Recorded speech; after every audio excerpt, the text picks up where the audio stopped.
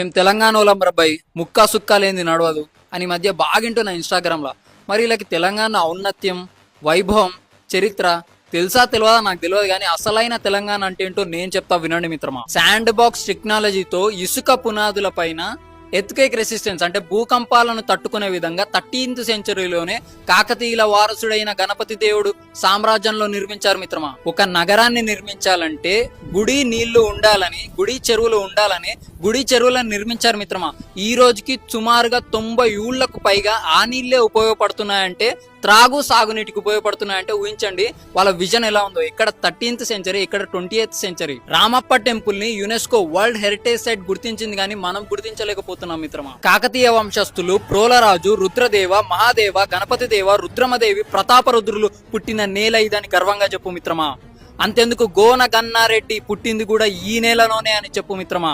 జల్ జంగల్ జమీన్ అనే నినాదంతో నిజాం సర్కార్ కి, బ్రిటిషర్స్ కి ఏకకాలంలో వ్యతిరేకంగా ఉద్యమం విస్ఫోటనంలా ఎగిసిన క్రాంతికార గిరిజన యోధుడు కొమరం భీం పుట్టిన నేల ఇదని గర్వంగా చెప్పు మిత్రమా. భూమి కోసం, భుక్తి కోసం, విముక్తి కోసం కొడవలి పట్టిన వీర వనిత చాకలి ఐలమ్మ గారు పుట్టిన నేల ఇదని గర్వంగా చెప్పు మిత్రమా.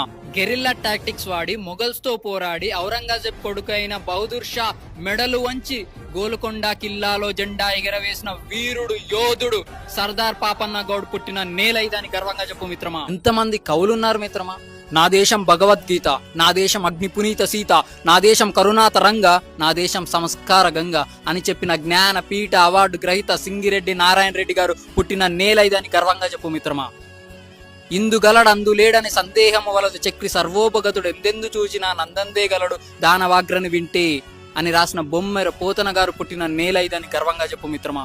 నా తెలంగాణ కోటి రతనాల వీణ అని చెప్పిన దాశరథి కృష్ణమాచార్య గారు పుట్టిన నేల ఇదని గర్వంగా చెప్పు మిత్రమా. ఇంకో 4 వారాల్లో దేశం దివాలా తీస్తుందన్న సమయంలో ఆర్థిక సవరణలు చేసి సోషలిస్ట్ ఐడియాలజీ నుంచి క్యాపిటలిస్ట్ ఐడియాలజీగా మార్చి ఆ అధిక పన్నులు తీసేసి మీకు ఫ్రీగా ల్యాండ్ ఇస్తాం, కరెంట్ ఇస్తాం, ట్యాక్స్ కూడా 10-15% కడితే చాలు, కానీ కంపెనీలు పెట్టండి అని ఆహ్వానించి దేశ ఆర్థిక వ్యవస్థని నిలబెట్టిన మాజీ ప్రధాని పివి నరసింహారావు గారు పుట్టిన నేల ఇదని గర్వంగా చెప్పు మిత్రమా. తెలంగాణలో ఎన్ని నదులు, వాగులు, జలపాతాలు ఉన్నాయి. గోదావరి, కృష్ణ, భీమ, మంజీర, డిండి, ప్రాణహిత, తుంగభద్ర, మున్నేరు, పాలేరు, పెనుగంగ, పైర, తాలిపేరు, ఇలా చాలా ఉన్నాయి చెప్పుకుంటూ పోతే. తెలంగాణలో ఎంత ఖనిజ సంపద ఉంది.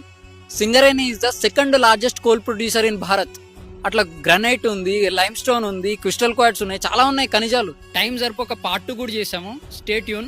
లాస్ట్ బట్ నాట్ లీస్ట్, తెలంగాణలో మరబ్బాయి అనే చెప్పే దాంట్లో ఈ చరిత్ర తాలూకా గర్వంగా అనిపించాలి. ముక్కా సుక్కా లేని నడవదు అనే పలుపు కాదు. జై హింద్.